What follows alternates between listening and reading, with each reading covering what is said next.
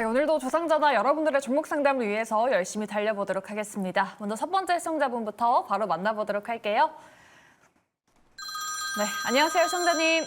안녕하십니까. 네, 반갑습니다. 네, 코스모 화학. 코스모 화학이요. 네네. 네, 매수가랑 비중 어떻게 되실까요? 57,000원에 10%예요. 되게 오래전에 사셨나 봐요, 우리 시청자님. 네, 오래전에 샀는데요. 네네. 제가 대응을 못 해가지고 지금 이렇게 됐거든요. 네네. 근데 지금 전문가님들이 그 대응 방법을 좀 알려주세요. 손절을 해야 될 건지 올라가면 어느 선에서 손절을 해야 되는데 네. 예, 그게 궁금하고요. 네. 더 밑으로 빠질 염려도 있는지 그게 궁금했어요. 네, 알겠습니다. 우리 시청자님 너무 걱정되실 것 같은데 저희가 두 분 통해서 전략 세워드리도록 하겠습니다. 자, 두 분 준비되셨으면 팻말 들어주시죠. 코스모 화학은 중립이요. 네. 의견이 좀 나뉘어졌는데 부정 의견 한번 들어볼까요? 네, 이철곤 PB님이 부정 네. 들어주셨는데 그러면은 지금이라도 좀 손절을 해야 될지 추가 매수는 좀 답이 아닌 걸까요? 예, 저는 개인적으로 추가 매수는 조금 고려하지 않았으면 좋겠고요. 손절을 조금이라도 할 수 있으면 해보는 전략 제시해 드리고 싶습니다. 크게 두 가지 관점에서 접근을 해보려고 합니다. 우선은 섹터 전반적인 흐름인데요. 지금 전기차, 2차 전지 사실상 그리 좋지가 않습니다. 기저에 있는 건 저는 중국이 아닌가라고 보여집니다. 중국이 최근 몇 년 동안 제품을 소재든 또는 장비든 부품이든 상당 부분 고품질 경영 전략을 펼치고 있는데 그러한 가운데 어마어마한 공급 과잉 문제가 지금 불거지고 있습니다. 필연적으로 2차 전지 또 태양광 패널 거기에 배터리를 기반으로 하고 있는 거의 많은 부분들이 공급 과잉 기조에 놓여 있다 보니 가격이 계속해서 떨어지게 됩니다. 그게 지금 2차 전지 관련된 기업들의 주가 약세를 견인하는 게 아닌가라고 보여지고요. 코스모 화학은 그런 가운데 아쉽게 실적도 지금 상당 부분 좋지 않는 모습입니다. 이게 단기간에 턴을 할 만한 변수가 딱히 보이지 않습니다. 만약 코스모 화학이 지금 시점에서 반등을 강하게 한다라고 하는 것은 에코프로나 에코프로 비엔과 같은 2차 전지가 선제적으로 움직이는 것을 의미하는데 아쉽게 그러지를 못하고 있습니다. 폐배터리 관련된 산업도 동사, 성인 하이텍 기반으로 주가와 실적은 아쉬움이 큽니다. 그래서 당장 해당 종목이 크게 반등을 하기는 어려울 것이다 라고 생각을 하고요. 다행이라면 다행스러운 것은 그래도 비중이 큰 편은 아닙니다. 반도체라든지 또 기타 고부가 가치 섹터에 있는 많은 기업들이 더 좋은 결과를 줄 수 있기 때문에 코스모 화학은 지금 시점에서는 조금은 아쉽지만 부정적인 관점으로 지켜볼 것을 권해드리겠습니다. 알겠습니다. 앞서서 실적 이야기해 주셨는데 그럼 실적 발표 시즌 때 코스모화학 주가 조금 떨어질 것도 좀 염두를 해둬야 되나요, PB님? 네, 그렇게 보는 게 당연히 맞다고 보고요. 우리가 통상적으로 실적 발표를 앞두고 주가가 선행 반영한다라고 하는데 만약 그렇다면 코스모 화학은 지금 기준으로 1분기 실적도 안 좋다고 봐야 됩니다. 주가가 지금 많이 안 좋기 때문에. 하지만 실적 발표 이후로 턴을 할지 안 할지는 아무도 모릅니다. 그럼 그때 가서 우리가 대응하면 될 것으로 보인다는 점에서 우선 지금에 조금 집중하시고요. 지금 흐름은 우선은 좋지 않다는 이야기 전해드리도록 하겠습니다. 네, 알겠습니다. 코스모 화학은 손절에 대한 부분을 좀 마음 아프지만 말씀을 드렸어요. 우리 시청자분 좀 대응하시는데 조금이라도 도움이 되셨길 바랍니다. 네, 그럼 저희 다음 시청자분도 바로 도와드리도록 할게요. 네, 안녕하세요, 시청자님. 여보세요? 네, 반갑습니다, 시청자님. 아유, 수고하셨습니다. 아유, 감사합니다. 미인이시네. 네, 오늘 어떤 종목 궁금하실까요, 시청자님? 삼성 엔지니어링 비중 네네. 30% 31,000원 매수. 31,000원에 매수하셨어요. 예, 비중이 한참 또 됐어요. 한참 들고 계셨고요. 예, 그래서 이거 어떻게 되는 거야, 이거? 그러니까요. 참 걱정되실 것 같아요. 요즘에 사실 뭐 삼성 엔지니어링에 대한 이야기도 많이 들리지 않고 있어서 맞아요. 우리 시청자님 너무 걱정되실 것 같아요. 네, 그럼 두 분 통해서 전략 세워드리도록 하겠습니다. 자, 두 분 예, 준비되셨으면 고맙습니다. 팻말 예. 들어주시죠. 아쉽네요. 이번에도 부정 그리고 중립입니다. 강영균 매니저님께 여쭤볼게요. 지금 오늘 보니까 좀 양매도도 좀 세게 나온 것 같고 건설주들 뭔가 반등할 만한 모멘텀이 좀 보이지 않는 것 같긴 한데 지금 어떤 대응 필요할까요? 마음이 아프시죠? 예, 지금 뭐 맞습니다. 뭐 실적이 좋아질 거라고 좀 보여지지도 않고 그리고 건설주가 앞으로 좋아질 거라고 생각을 합니다. 근데 단기간에 바뀔 것 같지는 않고 네. 지금 상황에서는 뭐 아무래도 부동산 PF 쪽도 얘기가 많이 나오고 있는 상황이기 때문에 그런 거를 봤을 때 삼성 건설 섹터가 다시 좋아지려면은 하반기쯤에나 좀 봐야지 않겠나 생각이 들기 때문에 단기적으로는 좀 좋지 않고 비중이 또 적기 때문에 짧게 비중 30%신가요? 네네. 비중이 좀 많으시군요. 그러면은 조금 가지고 계셨다가 지금 전저점을 깨는 그러한 모습이 보였을 때는 좀 손절하시고 그 전까지는 좀 더 왜냐하면 그동안 많이 좀 내려왔기 때문에 지금 또 박스권을 유지하고 있습니다. 그렇기 때문에 그 부분 저점에서 좀 잘 가지고 가셨다가 전저점을 깨면 손절하시고 그 전까지는 좀 지켜보시는 게 되게 좋겠다. 왜냐하면 아직은 그러니까 시장에서 건설에 대한 부분 그리고 삼성 엔지니어링에 대한 부분에서 뭐 큰 관심은 없습니다. 그렇기 때문에 악재도 크게 반영하지도 않고 호재도 크게 반영하지도 않거든요. 그러니까 지금은 횡보하고 있는 구간이기 때문에 지금 잠시 가지고 있다가 시장이 반도체가 조금 이제 좀 사그라들고 그다음에 그 외에 주도주가 없는 그런 개별주 시장에서 건설주에 대한 부분 그리고 PF에 대한 부분이 좀 해결되고 나서 좀 수혜를 볼 수 있을지 좀 지켜보시는 게 좋겠다라는 말씀을 드리도록 하겠습니다. 네. 시장이 조금 어지럽기 때문에 일단은 보유해 보시고 추이를 지켜보자라고 말씀해 주셨습니다. 우리 시청자님, 예. 네, 듣고 계실까요? 듣고 있죠. 네, 혹시 추가적으로 또 궁금한 부분 있으실까요? 이거 순절해 갖고서 삼성중공으로 바꾸면 어떨까요? 삼성중공업이요? 예. 매니저님, 지금 이 30% 비중을 다 손절을 하고 예. 그쪽으로 좀 갈아타는 거 어떨까요? 최근에 삼성 또 괜찮잖아요. 중공업은 좋습니다. 예, 조선주는 계속 좋을 거라 좀 보고 있고 그다음에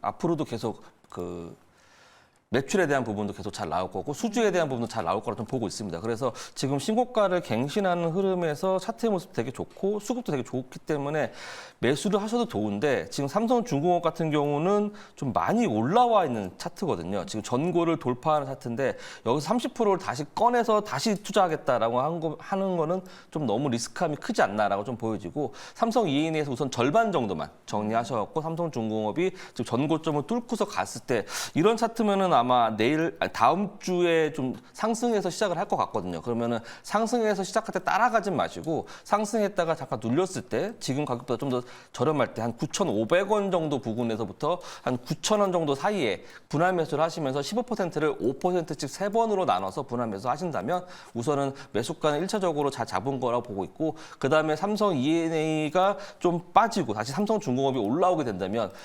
그때는 다시 삼성 엔지니어링을 정리하고 삼성중공업 그쪽으로 넘어가시는 게 좋겠다라는 말씀을 드리도록 하겠습니다. 한 번에 넘어가지 마시고 분할 매수를 하시는 걸 권해드리겠습니다. 네, 알겠습니다. 우리 시청자님 분할 매도, 분할 매수 꼭 기억하시길 바라겠습니다. 네, 그럼 계속해서 다음 시청자님 바로 만나보도록 할게요. 안녕하세요. 네, 안녕하세요. 네, 반갑습니다. 오늘 어떤 종목 고민되실까요? 네, 네이버고요. 네. 19만 3천 원에 3%인데 요거 제가 이 현금이 넉넉해서 혹시 추가 매수를 한 10% 정도 더 해도 될런지 한번 전문가님께 여쭤보고 싶어요. 네, 알겠습니다. 저희가 한번 전략 만들어 드리도록 할게요. 네, 고맙습니다. 네, 네이버 오늘 그래도 약간의 상승이 나왔는데요. 과연 지금 시점에서 추가 매수 가능한 자리일까요? 두 분께 여쭤보도록 할게요. 네이버에 대한 의견 바로 들어주시죠. 긍정, 그리고 중립이네요. 네. 중립 의견 들어볼까요? 그러니까요. 이창훈 PB님이 중립을 들어주셨는데 이제 정말 바닥이 아닐까 싶긴 했는데 아직까지 조금 더 기다려야 되나요? 추가 매수를 하시려면? 상대적으로 저는 조금 더 기다렸으면 하는 생각이라서 그렇고요. 네. 사실 네이버가 우리나라에서 사실상 플랫폼으로서는 뭐 카카오, 네이버 시장 점유율이 압도적입니다. 참 좋습니다. 그런데 그동안 그러한 지위를 차지할 때까지 계속해서 새로운 사업을 확장하기 위한 비용을 꾸준히 늘렸습니다. 매출액이 더 늘어나는 움직임이 나온다 하더라도 영업이익 자체는 아쉬운 면이 없지 않아 있었고요. 최근 5년 동안 네이버가 정말 아쉬운 게 하나가 있습니다. 그게 영업이익률입니다. 2019년 이후로 단 한 해도 영업이익률이 개선된 적이 없습니다. 이게 의미하는 것은 지속적으로 비용이 크게 올라가고 있다는 것을 의미하고요. 여기에서 만약 매출액이 한 차례 흔들리게 되면은 영업이익은 상당 부분 훼손되지 않을까 그리 보입니다. 주가라고 하는 것은 여러 가지 측면에서 접근할 수도 있지만 1차적으로 실적과 시장을 당연히 봐야 하는데 네이버가 현재 시점에서 특히 올해 시장이 그리 좋았음에도 불구하고 네이버의 주가는 말 그대로 약세입니다. 이렇게 주가가 약세 흐름을 보이는 건 나름대로 이유가 있다라고 보여지기 때문에 지금 시점에서 네이버를 조금 많이 빠졌고 전저점 기준 비슷한 가격대를 유지하고 있다고 해서 추가 매수를 하기보다는 조금은 더 지켜보고 그게 아니면 앞으로 조금 나아질 수 있는 섹터에 투자하는 게 더 낫지 않을까 그리 보여집니다. 네, 알겠습니다. 오히려 다른 섹터를 보는 게 좋을 것 같다라고 이렇게 말씀해 주셨습니다. 우리 시청자님 잘 참고해 보시길 바랄게요. 네. 네, 오늘도 많은 분들이 또 문자 메시지 유튜브 채팅창에 댓글 남겨주고 계신데요. 뒷번호 4699번님께서 대덕전자가 궁금하셔서 연락을 주셨습니다. 오늘 역시나 반도체주에 대한 상담 많이 들어오고 있네요. 네. 매수가는 35,500원, 20%. 중기로 보고 있습니다. 다른 종목보다 너무 많이 빠지네요. 반도체주인데 원금은 가능할까요? 라고 이렇게 남겨주셨어요. 자, 이 부분은 강현균 매니저님께 부탁드리도록 하겠습니다. 저희 문자 상담은 120초 드리고 있거든요. 스피드하게 부탁드릴게요.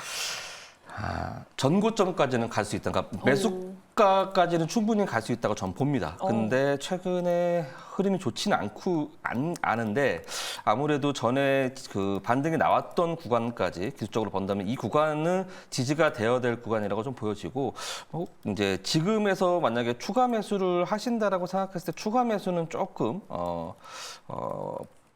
지양했으면 좋겠고 여기서 올라오는 거 확인하는 게 중요하거든요. 여기서 올라오는 거 확인하는 게 중요하기 때문에 지금 오늘 여기서 올라오면서 61선 위에 있는 24,000원 위로 올라오게 된다면 그쯤에서 추가 매수를 하셔가지고 평단가를 좀 낮추신 다음에 평단가를 낮춘 다음에 그 평단가까지 올라오게 된다면 그때서 추가 매수한 부분을 정리하시고 나머지 물량만 조금 더 보시면 좋겠다라는 말씀을 드리도록 하겠습니다. 네, 알겠습니다. 대덕전자에 대한 상담 도와드렸습니다. 좀 참고가 되셨길 바라겠고요. 저희 다음으로는 2220님의 문자입니다. 셀트리온 갖고 계시고 매수가가 18만 3천 원에 비중은 60%입니다.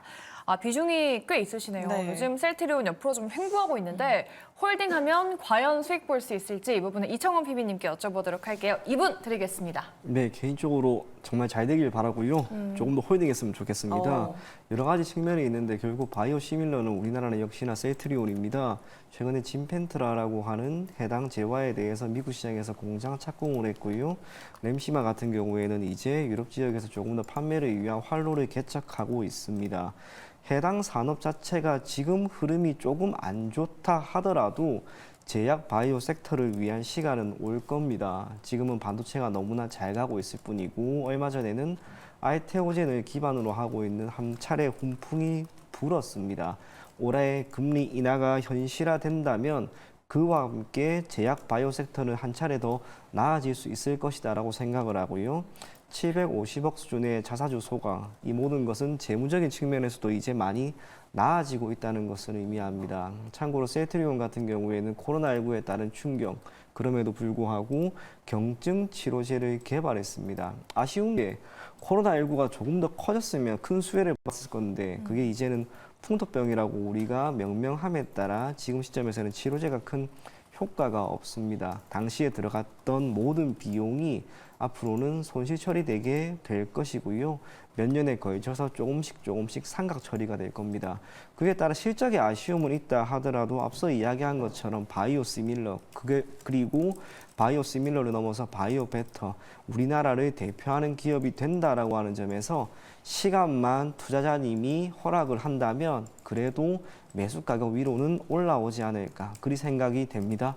네, 알겠습니다. 셀트리온 깔끔하게 또 0초에 딱 그러니까요. 마무리해 주셨습니다. 네. 셀트리온까지 우리 시청자분들 좀 많이 도움을 되셨길 바라겠습니다. 네, 그럼 저희 바로 이어서 전화 상담으로 이어가 보도록 할게요. 다음 시청자분 연결되어 있죠. 네, 안녕하세요, 시청자님. 네, 안녕하세요. 네, 반갑습니다. 네, 오늘 네. 어떤 종목 궁금하실까요? 하나오션 어제 샀거든요. 33,000원에. 네, 오. 비중은요? 10%를 샀는데 네네. 오늘 또 빠져서 이거 어떻게 해야 되냐 월요일 날 하루 만에 아이고 혼자 걱정이 해야 되셨어요. 되나.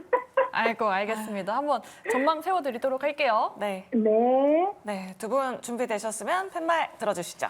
하나오션은 그래요. 긍정입니다. 네. 최근에 뭐 주가 흐름 괜찮았잖아요. 맞습니다. 근데 오늘 그래도 좀 하락이 나오고 지금 시간에서도 좀 빠지고 있거든요.